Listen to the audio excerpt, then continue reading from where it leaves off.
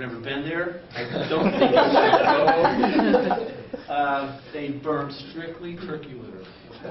Yeah, that was another question I had. I guess maybe we're supposed to wait till the end to keep asking. But you're really touting biofuels. Excuse me? You're really touting biomass as a. It seems as a renewable. When you had that. That's what the data says. Yeah. Okay, so I'm just curious.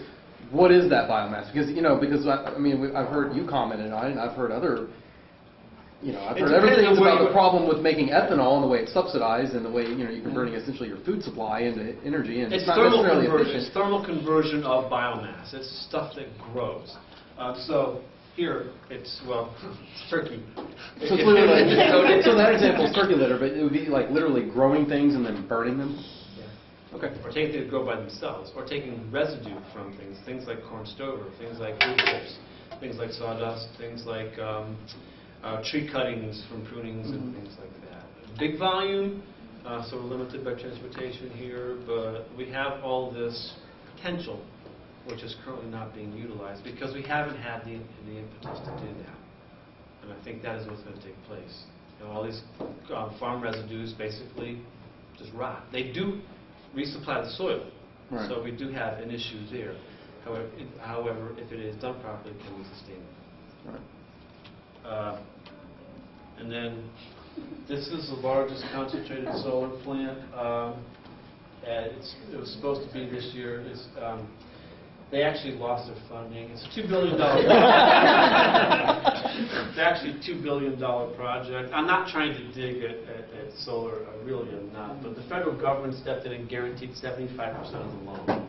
So this will happen. I think they're looking at startup sometime after 2013 because they're not going to make 2000. It has been permitted. They sailed right through the permitting process in about 6 months, but they can't get people to actually invest in this.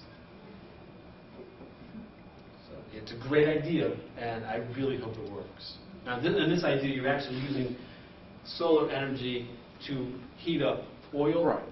As the fluid, and the oil would generate steam to drive steam turbine. So then it's conventional technology after you get the hot oil.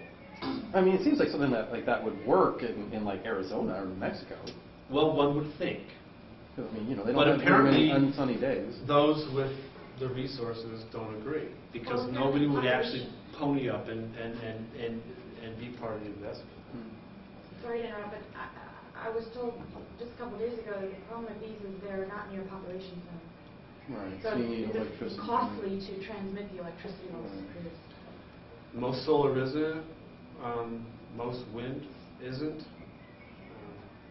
Most turkey litter isn't. That's the problem with those, is that they're.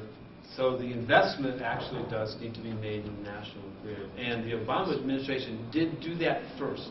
Right. That actually did put the money up in order as part of our national energy program to modernize our grid. And that is taking place as we speak. That's a separate lecture completely, which I am not qualified to give. I was going to ask you to introduce the grid a little bit. Huh? Yes. I got that covered. Yeah. You need somebody far more qualified than me to do that. Mine is entertaining. Theirs would be much more accurate. I'm sorry. I missed the beginning of this call. You work for you work at the Center for Applied Energy Research? I do. Yes, I do. Okay. So, are you a chemical engineer? I'm a mining engineer, actually. Mining engineer? Yes, I have made a career out of raping and pillaging the land. That was not my I'm a strong advocate of coal. I really am. Another thing that you didn't really touch on, I mean, you're. So we'll go to I'm sorry. That's the last slide. So now question. I'm done. I mean, I understand what you're saying. I mean, there's a lot of limitations on all these things. But I think one thing that I haven't heard, you hear a lot of, but you don't see, like on that little chart of costs for different power plants, different sources of energy. You have like conventional coal, nuclear, blah, blah, blah. There's also coal with carbon capture and storage. Yeah, you have the same problem that you do with those solar thermal plants and the other things. I mean, everybody keeps talking about them. Where are they? I mean, we're supposed to have the future gen by now. Hasn't that gone by the wayside? I mean, has someone built something approaching a utility scale coal plant that has some form of carbon capture and storage? It has not been done. I think we have the gasification plants Right. are carbon ready. Right. So we have 3 in operation right now in the United States. But do we need to do that? Do we need to actually capture and sequester carbon? Is there a reason to do that, other than being required by law?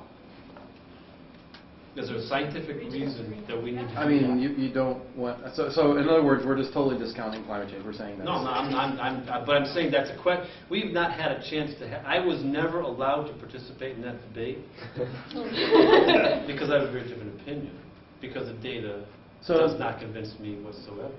Okay, so okay, so just to be very clear about it, it's not a question of like, I mean, it seems like a lot of people think it's not practical, even if they do believe in it. It is But not practical. You're just saying it's just not true at all. Or With it's the not technology that we have today, in order for us to capture the CO2 from the power plants, we would require the construction. It would require 30% of the power generated from the power plant using the technology we have today. Right, and that's not economical. It is absolutely not. Even with cheap coal. We would have to basically build more coal plants to build the CO2 capture plants, Right. to capture the coal from the CO2 plants. Right. So it never ends. It just catapults forever. So, yes, Michael. Um, I'm sorry. Oh, I'm sorry. In the line of sight. Ladies first. I guess, I don't know if I could just be ignorant of some of the more major issues with this, or because it's one of those things that just kind of started coming publicly to the forefront probably back in November, October, but like the bloom box and the fuel cells. I guess as the funding for like the solar power and some of the other cleaner energies are losing like steam.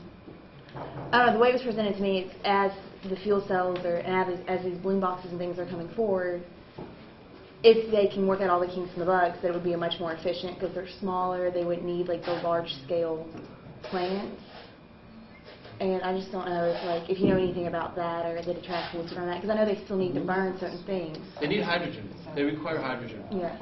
And if we had an abundant supply of hydrogen, that would be great. All of our problems would go away. Right. That's a misconception about hydrogen. Hydrogen is not like oil in the ground or natural gas. You don't mine it, you don't get it. It's everywhere. But you have to make it in you have to put energy in to get hydrogen in a form that you can get energy out. Yeah, I'm just saying, like, so they've been working on it. I guess there's been a lot of funding and stuff that has gone into it, but it's just like they kept it super secretive. So like they've been working on it kind of as their own little.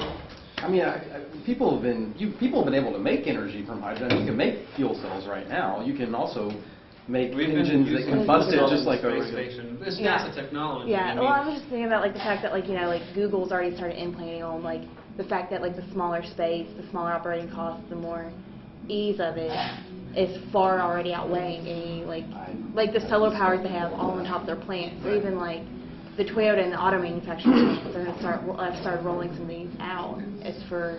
And like I think like some of those things where the initial startup costs are going to be more, but they're going to be more self-sufficient too. Well, they're self-sufficient except that they require a constant flow of natural gas, and the natural gas is steam reformed, Right. Yeah. so they can produce hydrogen. Right. It's actually a net energy loss because if you look at it thermodynamically, they're actually spending more energy to generate electricity through the bloom box than they would be if they just burn the natural gas in the steam turbine. Right. Do you know if But there's I any guess- ways? Do you know if they're looking at any ways to find other fuels? Because I thought that was something they were working on. And like I said, I could be. Well, the one thing that there are They're working on the 9 fuels. different forms of fuel cells, and all of them have one thing in common: they all require hydrogen Right. in some form or fashion. So the idea of actually putting water in and getting electricity is its own simplification. So for remote sites and for certain applications, absolutely, they make tremendous sense. They make a lot of sense, and I think they have enormous potential. But for base generation, No. not in my lifetime, not in your lifetime. Well, I think you're making a